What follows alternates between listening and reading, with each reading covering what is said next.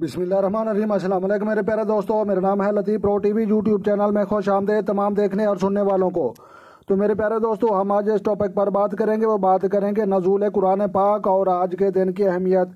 तो लिहाजा प्यारे दोस्तों, जो दोस्त चैनल पर नए हैं चैनल सब्सक्राइब कर लें। तो मेरे प्यारे दोस्तों, ये आप देख सकते हैं कि जो है बरोज़ जुमा 14 जो है अप्रैल और बैसाख की जो है पहली होगी, और उसके बाद जो है हम हमल के अफराद जो है उनके लिए जो है ये 25 तारीख होगी, और उसके बाद जो है ये दिल्लू जो है इस बुर्ज में होगा, और खबिया ये 16/7 में होगा, और उसके बाद जो है ये जो है 23 रमज़ानुल मुबारक का जो है दिन होगा और नेक दिन होगा। तो लिहाजा 23 रमज़ानुल मुबारक को जो है नज़ूल कुरान पाक हुआ था। तो लिहाजा प्यारे दोस्तों, आपको जो है ये पता चल चुका है तो नज़ूल कुरान पाक की जो है तारीख।